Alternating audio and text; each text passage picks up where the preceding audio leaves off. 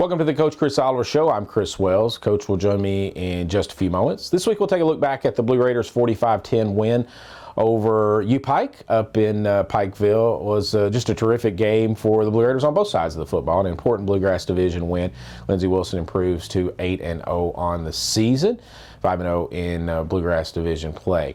This week, we're going to change up our student athlete spotlights just a bit. I'm going to step out and we're going to bring in two student athletes. They're going to talk to one another, so this is going to be a good time.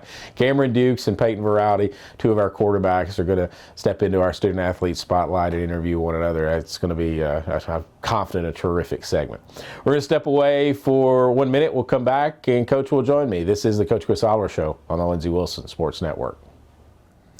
Welcome back to the Coach Chris Oliver Show. Coach joins me now. Blue Raiders win 45-10 over Pikeville. Coach, it was an interesting game. There was some ebb and flow to it. You guys kind of came out and punched them in the mouth a little bit, but boy, they had a really good scheme to start the game defensively, and it kind of gave us a little trouble early in the game. Yeah, I thought they had a good plan for us and made us a little bit uncomfortable there, made us adjust to some things. You know, we knew scouting them that they had higher blitz percentage tendencies than anybody else we had played this year. So the fact that they were blitzing wasn't necessarily a surprise to anybody, but they had some things gamed up for us and had a good plan and forced us into some checks and some adjustments. And some of those we didn't handle real well in the first quarter, and through the second quarter we settled in and got those adjusted and communicated better. I think in the big picture it would be good for us offensively to have that adversity and to adjust to that. But you know, they should get credit, and they had a good plan and they made us work for it. You just mentioned something I want to touch on just a minute. You said communicate better. What does that mean for an offensive unit, communication? Is that from coaches to players, players to players? What's that mean? Well, all of that. You know, first of all, you're trying to diagnose, okay, how are they getting to us? And, you know, how are they having some success, and why aren't we picking it up? So a lot of that, you're trying to get that from the press box down to the field. Then between the series, you're trying to get your guys to, okay, let's go draw this up. You know, explain exactly what you're looking at. How did we ID the front? You know, what happened in this situation? Where did this guy go? So you're trying to get that player to coach communication as well, and then, you know, process that and turn it back to them of, okay, here's how we're going to handle it, and here's how we're going to do that. It's amazing the number of times that doesn't necessarily have to happen. I think people on the outside within football think that there's so many adjustments that go on in game, and there certainly are at times, but a lot of times it just comes down to execution. You know, there's so many things that we prepare for, from spring ball through fall camp, and within the scope of our scheme, we have a lot of different rules. We should be able to adjust to a lot of different things built in. So the need to make a bunch of adjustments as far as schematically doesn't often happen. Now, sometimes you want to call different plays, you want to call things differently, but you don't ask your guys to reinvent the wheel. So the need to go over to the sideline and really address, okay, what is going on? What aren't we seeing? What aren't we picking up well? And then to see our guys do that and to take that forward, that's a valuable thing.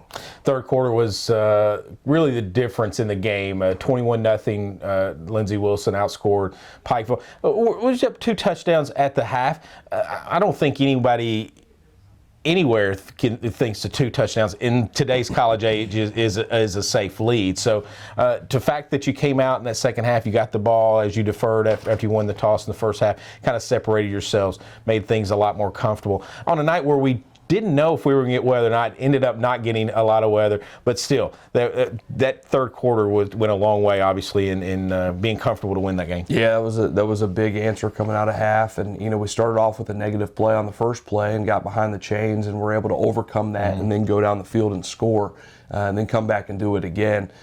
Certainly a big moment in the game where it did feel like we were separating and had control of the game. And you know, you want to kind of go back to the last few minutes of the first half as well. Kind of an ebb and flow and an up and down. We're disappointed that we allowed them to get points on the board there at the end of the first half, the end of the second quarter there. We kind of missed a play, missed a tackle, and could have been off the field, possibly scoring some points on offense.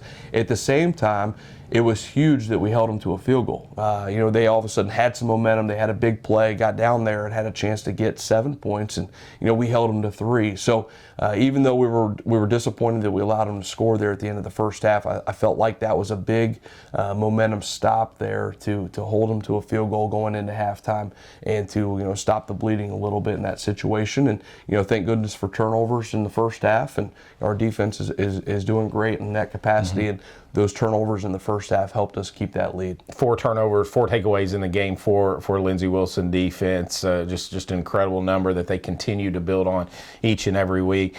Before I brag on the defense, because let's face it, they did not give up a touchdown during the game. The lone Pikeville touchdown came off of the special teams. There was some tackling issues during the game.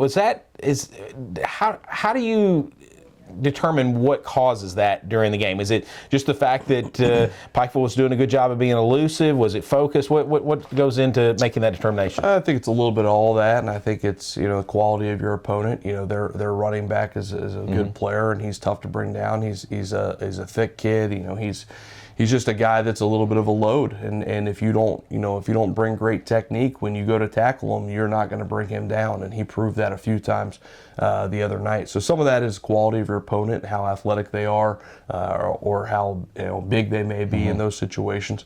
Some of it's just focus and just continuing with our technique and the things that we can control, and making sure that we're not just grabbing, making sure that we're bringing our technique to the party, and some of it is pursuit, and making sure that we're getting that second and third guy there more consistently. Right. So it's all of those things, but I think the first thing is we're tackling good football players, and we have to use our technique more consistently. The Raiders win it by a score of 45-10, improved to 8-0 this season. Moves up 1 spot in the coaches poll to number 7, so continue a gradual climb, and we hope that continues as we head towards the postseason and our final regular season games. We'll talk a little bit more about that. We'll talk to Coach Chris Oliver following the game about our players of the week, but when we come back, got a special segment. It's our Student Athlete Spotlight, and we have 2. Not 1, but 2 student athletes are going to interview one another. I'm going to get out of here for a little while. Payton Veraldi and Cameron Dukes. We'll be back. This is the Coach Chris Oliver Show on the Lindsey Wilson Sports Network. Welcome back to the Coach Chris Oliver Show, and up next is our Student Athlete Spotlight. I'm so excited for this segment. Usually I get to interview a student athlete, talk a lot about not only their football, but just really them as a human being, as them as a student, and it's always one of my favorite things to do, talking to all of our students across campus. But I'm going to step out for this segment and allow Payton Veraldi and Cameron Dukes to come in, 2 quarterbacks on this Lindsey Wilson football team. They're actually going to interview one another. So here's our Student Athlete Spotlight with Cameron Dukes and Payton Veraldi. Hi guys, I'm Payton Veraldi. I'm a 5th-year senior from Dalton, Georgia. I play quarterback and hold field goals. And I'm Cameron Dukes, and I am a senior and from Shepherdsville, Kentucky. All right, Duke. So your first question here is, what's your spirit animal? I'd say my spirit animal is a lion, of course. The mane is a big part of it, and I'm a Leo as well, from August birthday. Let's go on over with you. Halloween's coming up. Okay. Yep. What is your Halloween costume going to be? I've been thinking about it a lot. I really have. And what it really comes out to be is I'm going to be Ricky Bobby. And if you're not first, you're last. Exactly. And I'll be trick-or-treating, actually, at Safe Halloween here on Lindsey Wilson College. Good. I was going to ask you that. Good. Yeah. So, pregame every week, we run some routes. What's your favorite route? Why? Who's throwing the ball to you? It's been back and forth with Coach Owen and Coach Dobbins here lately. Leaning more towards Coach Dobbins. We made a transition there, and he's been throwing the ball well. I'm a big post guy. Okay. Love to get the safety to bite on the corner and then just break it off. Last, little follow-up question. Okay. What do you do after you score the touchdown on the poster in pregame? After the touchdown, pregame, I like to go dunk the goalpost. Okay. Sometimes my legs aren't feeling very well and I don't get up high enough, so I have to finger roll it. But, if I can, I like to dunk the goalpost. Fair enough. Okay. This might stir up some trouble here in the team, but who would win in a team basketball game, wide receivers versus DBs? Listen, this is a tough one. It's going to cause, it's going to cause a lot of commotion in the team. But I'm ultimately going to have to go with the receivers. They really know how to go up and get the ball for us. That's a great answer. They attack the ball. Great answer. And they contribute to us scoring points. So that's what we're going to have to go with. Oh, yeah, for sure. Going to hurt those guys on the other side. But all right, so next question. This one's a real serious one. Do you believe in Bigfoot? Man. You know, I do. I do believe in Bigfoot, and here's what I'm going to tell you. The reason I believe in Bigfoot is because why would they make a whole TV show about finding Bigfoot if he wasn't real? You know what I'm I saying? never really thought about it like You know, I haven't seen him, but I'm a believer. Let's go on to staying inside the QB room here. stressful. Who would you say is the fastest quarterback in the QB room? You know, It's tough. I really would like to potentially bet on myself, but I'm going to give Gavin Bug that title. Gavin Bug. Gavin Bug out the gate from Lexington, Kentucky, where the horses run. So that's what we're going to go with. A lot of How do you experience feel running about there. that? I love it. Love the answer. All right. So I got to know, and I know everybody on campus is dying to know. How do we feel, or like what hair products do we use? I know I see you in the shower every single time, same stuff. So Same what do stuff. we got here? Yeah, it's a great question you just asked, and Good you know marketing. I've been great marketing. Maybe we can get a sponsorship here. Been with Aussie for a while. Aussie curls, you got to go with curls. But went to Walmart this past week. They ran out. You know it was hard, but I went with Tresemme this time. Tresemme curls. It's working very well this week. I'm loving it. Loving it. Here we go. So, you know, we have an international coach on our team. A lot of people don't know this. So what's it like having a coach come down from Canada to help us out? I'm just going to tell you, I'm more than grateful he came down south of the border to work with the Blue Raiders, and I would say he's a large contribution to our team, and a lot of the reason behind us going 1-0 each week. Who is that? Who's the coach here? I'd be Coach Dam. Coach Dam. We're really lucky to have him. Great beard too. Great beard. Great guy. So what's your favorite color and why? My favorite color is blue. Okay. Is it because we're the Blue Raiders, or is that just? That's exactly right. Okay. Just been a part of my blood forever. You know, the Blue Raid, 100%. All right. I can support that. Here we go. Going on to the next question here. You know, this is going to be a good one. Who would you say is the best signaler in all of college football in the country? Well, it's obviously a team, somebody that plays for the Blue Raiders. That's going to have to be Cameron Evans, no questions No asked. questions. The margin of error on this guy is absolutely unreal, unparalleled. A lot of He just does a preparation great goes job. into it. Of course. He does a great job. So a fight between a grizzly bear and a silverback gorilla. Who are we taking? The odds are, in favor of the gorilla, but I just want to see who you think. It's a tough decision. You know, grizzly bears they're huge. Yeah. But I'm going to have to go with a silverback gorilla because of the wisdom they have, just, a lot of knowledge in those guys. So we're going to go on here to, it's a tough question. I'm not going to lie. It may get you. Are you a fan of right-handed or left-handed footballs, and why? Coach O really doesn't fully support us throwing the ball left-handed. Yeah. He says it's communist is even what he says sometimes. Yeah. So I'm going to go with right-handed footballs so I don't get kicked out of the QB room. I think I didn't really think Fair, about it, but smart decision there. okay. All right. So back to this hair thing. Okay. How long has this thing been going on? And the people, I've been asked multiple times, is it a perm? And I say no. I say it's all natural. That's kind of disrespectful hearing that, and I'm glad you stuck up for me for that one. Thank you. But it's been going on a long time. I decided to cut it last year. Big mistake on my part. Okay. Wasn't a fan of it, but growing it out for about a year and a half now, and we're going to continue on the journey. Hey. Yeah, we'll see how long we can go. I just want to ask real quick, and then I'll go to my next question. On a scale of 1 to 10, rate me as an interviewer. About a solid 2. No, I'm just kidding. We'll give you a 9.6. Kind of like the pizza reviews we did the other night after the game. Love it. That's solid. I'm happy. It's my first time doing this. Okay. Going on to the next question. Thank you for answering that, honestly. If you could choose one place to eat on the road, you're traveling, where would you go and why? All right, guys. This is a tough one. During my career, I don't know how many times we've been at Golden Corral, but I'm taking the over however many times. So I'm definitely saying Golden Corral. It's a staple and one of the pillars of our program and contributes to our success. I love it. It's part of the process for sure. And You got to buy in. Got to buy into the process.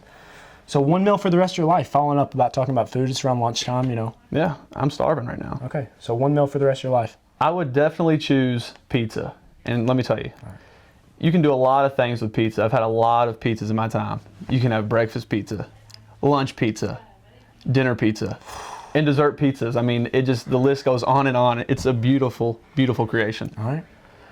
Okay, I'm going to go to my next question for you. Getting a little bit more serious. Oh, man. If you could choose to meet and throw with one NFL quarterback, past or present, tell us who that would be and why. Tom Brady. Wow. You know, I know that we're going to have conflicting views here. No, I'm a supporter. But, you know, just the culture, the attitude, the demeanor of that guy, you know, he's somebody that you want to be like. And obviously he's been very successful and somebody I look up to a lot. For sure. That's who I'm going to go with. So this is a two-part question. Okay, I'm ready. If you're taking out a coach on a date, who are you taking? Why? And then if you're taking an offensive lineman on a date, a romantic date, of course, which one are you taking and why? Okay. Putting you in a tough spot here. I'm going to have to say the coach. I'm going to have to go with Coach Thrower. You know, we have a great time together.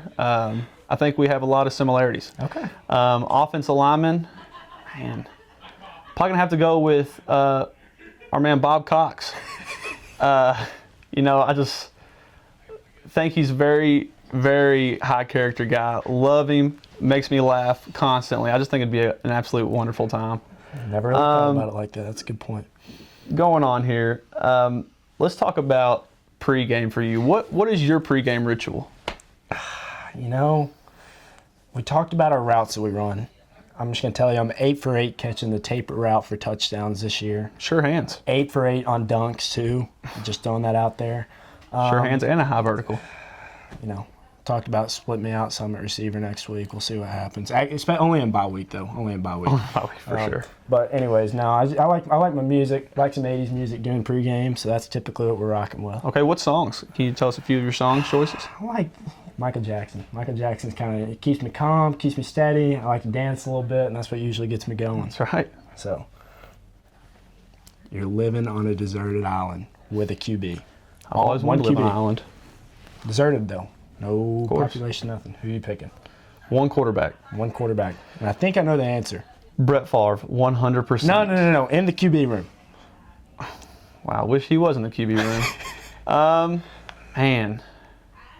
I'm probably going to have to pick Cameron Evans. That's what I was going to say. You know, I think it's skills? a solid, yeah, for sure. His outdoor skills are unmatched. You know, I feel like he can build a fire for us, catch, hunt, gather. Okay. I mean, just cook us up something nice and give us the best chance for survival. All right. I'll support that. All right. Going on to my last question for you here, okay? All right. And I'm going to be really serious with this one. So, who has been your most influential person here during your time at Lindsey Wilson College?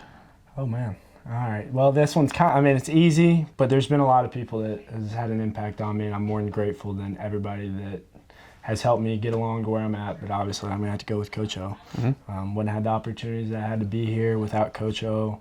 And, you know, he serves a lot of different titles for especially me and you, with him being our coach directly as working with the quarterbacks and stuff. But the relationship dynamic between the three of us is really unparalleled and unmatched by anything else. And the experiences I've had due to him, like I said, is unmatched by any other thing. Yep, so. definitely. I can agree with that. All right. So in conclusion, what has been your favorite and your best Blue Raider memory?